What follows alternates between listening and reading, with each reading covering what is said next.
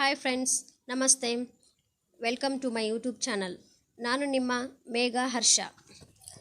ಬೆಂಗಳೂರು ಮತ್ತು ಬಳ್ಳಾರಿಯ ರಸ್ತೆ ಹೆದ್ದಾರಿಯ ಕೋಗಿಲು ಕ್ರಾಸ್ ಜಂಕ್ಷನ್ ಮಂಗಳವಾರ ಮತ್ತು ಬುಧವಾರ ಮಧ್ಯರಾತ್ರಿಯಲ್ಲಿ ಮೆಟ್ರೋ ದುರಂತವಾಗಿದೆ. ಹೌದು, ಉತ್ತರ ಬೆಂಗಳೂರಿನ ಕೋಗಿಲು ಕ್ರಾಸ್ ಬಳಿ ಮೆಟ್ರೋ ವೈಡಾಕ್ಟ್ ಭಾಗವೊಂದು ಉರುಳಿ ಆಟೋರಿಕ್ಷಾದ ಮೇಲೆ ಬಿದ್ದ ಪರಿಣಾಮ ಆಟೋರಿಕ್ಷಾ ಚಾಲಕನೊಬ್ಬ ಸಾವನ್ನಪ್ಪಿದ್ದಾನೆ.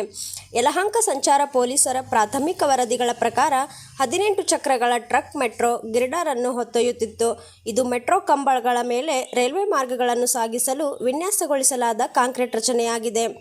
ಕಾಂಕ್ರೀಟ್ ಸ್ಲ್ಯಾಬ್ ಅನ್ನು ಟ್ರಕ್ನ ಮೇಲ್ಭಾಗಕ್ಕೆ ಸುರಕ್ಷಿತವಾಗಿ ಜೋಡಿಸಲಾಗಿರಲಿಲ್ಲ. ಚಾಲಕ ಇದ್ದಕ್ಕಿದ್ದಂತೆ ಬ್ರೇಕ್ ಹಾಕಿದಾಗ ಸ್ಲ್ಯಾಬ್ ಅನ್ನು ಹಿಡಿದಿದ್ದ ಹಗ್ಗಗಳು ತುಂಡಾಗಿ ಸ್ಲ್ಯಾಬ್ ಪಕ್ಕಕ್ಕೆ ಬಿದ್ದು ಅದರ ಕೆಳಗಿದ್ದ ಆಟೋ ರಿಕ್ಷಾ ನುಜ್ಜುಗುಜ್ಜಾಗಿದೆ. ಮೃತ ಆಟೋ ಚಾಲಕನ ಕುಟುಂಬಕ್ಕೆ ಪರಿಹಾರ ನೀಡುವುದಾಗಿ BMRCL ತಿಳಿಸಿ. ಈ ವಿಡಿಯೋ ನಿಮಗೆ ಇಷ್ಟವಾದಲ್ಲಿ ಲೈಕ್ ಮಾಡಿ, ಶೇರ್ ಮಾಡಿ, ಸಬ್ಸ್ಕ್ರೈಬ್ ಮಾಡಿ.